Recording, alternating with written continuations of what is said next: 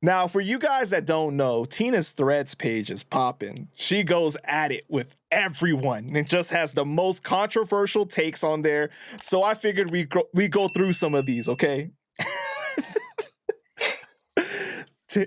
Oh boy, I need another drink for this. You want to grab one?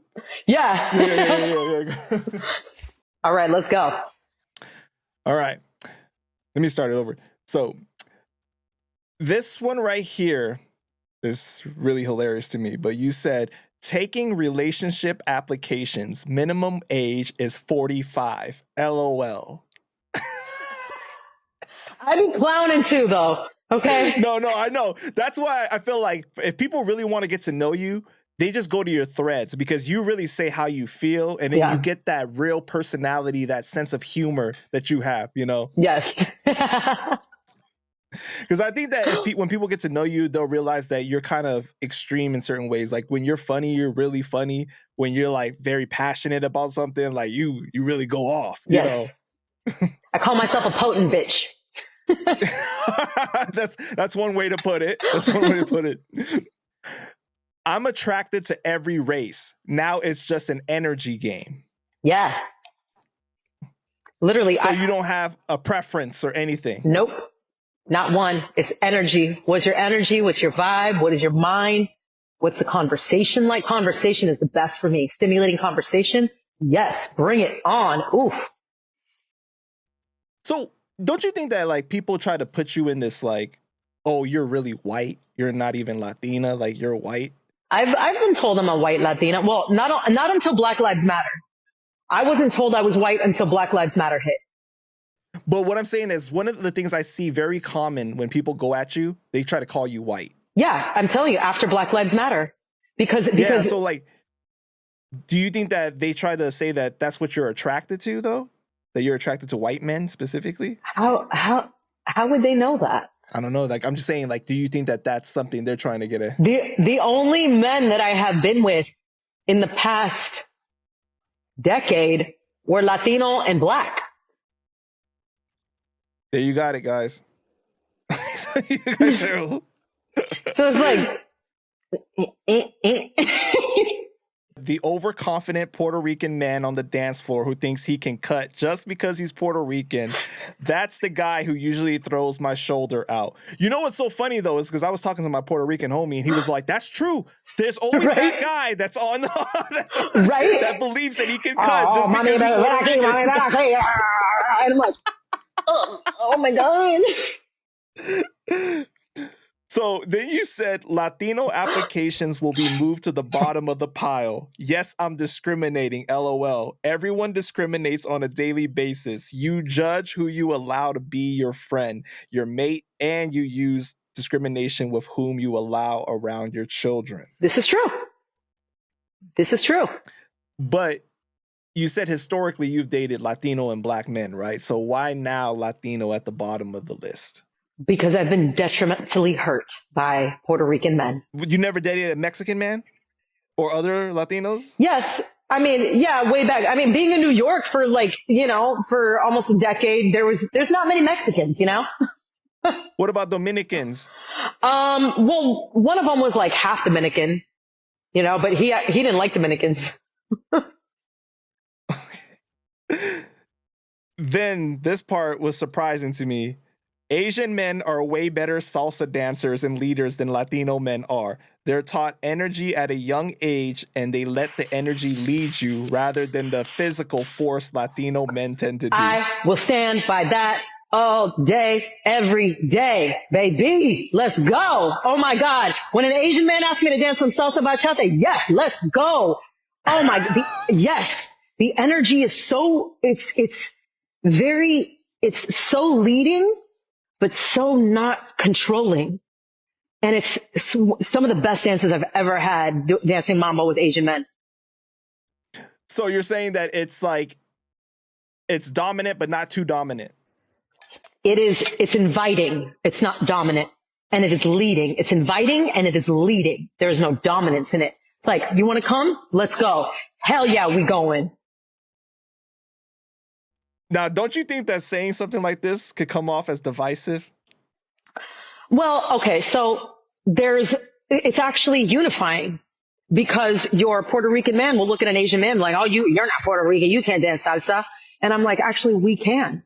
And I bring it together. So sometimes when I'm a disruptor, and when I have to disrupt some things to establish unity, it looks like it's divisive, but in its true vibration and the foundation of it, it's actually unity.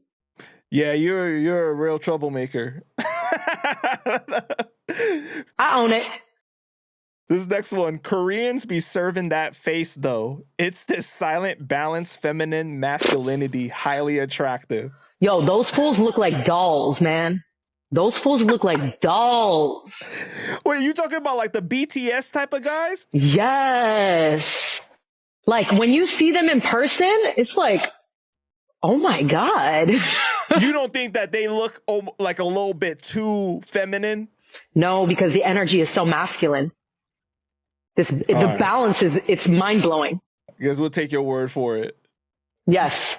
Roasting Puerto Rican men from the Bronx is part of my comedy bit. They should have treated me better. So I don't know if I'm ever going to get the courage to actually go and do this comedy bit, but I've been writing one for years. And yes, it's all up in there. Wow. Okay. So Tina is much more than a singer, an ice skater. I mean, just wow. You got all these different talents we didn't know, huh? The thing is, this was like my childlike gift. When I was a kid, I used to get made fun of by like older teen boys, and I had to come back. And in the Bay Area, like capping is like, it's a customary thing. Like it's part of culture there where everybody clowns on each other daily, on the daily. So mind you, I'm in this whole environment picking up on all this thing. So I learned how to cap back. And it's just, I've always been that way. I always made people laugh. Like I had an arsenal of yo mama jokes. But the way I would say the yo mama jokes, like I would like create a whole little scenario around it and then just lead with my energy. And people would just, it was a wrap. A thing to note, I do not plan on having children. I cannot raise children underneath this Rockefeller indoctrination. I fight it enough as it is. If it's meant to be, my children will be delivered by dolphins and I will homeschool them. Seriously. Yeah. What do you mean delivered by dolphins? I will be in a water situation where there will be dolphins. I'm not going to have children. I actually never say never, but I don't plan on reincarnating on this earth plane. So I don't, my intention is not to have children, but, there are people that have had dolphin births and dolphins are highly intelligent beings and they can assist in the proper deliverance of a child. All right. Somebody said to you, yeah, the evidence I was speaking about earlier. You're a dope singer, but I am too. And it's my culture, white woman, can't tell me about it. You said, I just want to showcase the racism of these Jay-Z, Rockefeller indoctrinated new American slaves. First off, you thinking calling a Latino woman white as a derogatory statement isn't racist in itself. You grew up under the U.S. corporation and probably had the lowest education under the Rockefellers. Your thinking was established by the white man you think you're above. Yep. What happened in that situation? I vaguely remember, I sort of remember that, but like, one, I've never been called a white woman until Black Lives Matter. And if you think about it, the fact that they can use calling someone a white woman as a weapon in their minds, they're fucking racist. Well, what's so bad about being a white woman?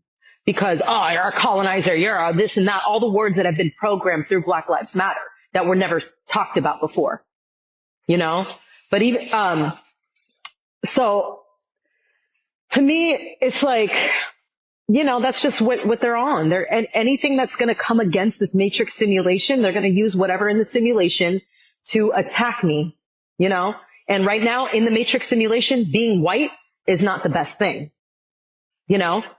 because they're the colonizers, they're the oppressors, they're the this and they're the that. So nobody wants to be white right now. And that's why it can be used as a weapon. But I'm like, no, you know how many white people I know that are doing great things for the planet that are not colonizer type of energy, that are not oppressors, that have actually lived in more poverty than most black people that I know. I know a lot of white people like that.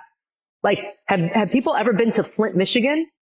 You know, have people ever been to the Midwest, seeing like the deepest parts of, and I'll just say it, this is of white trash? No, they haven't.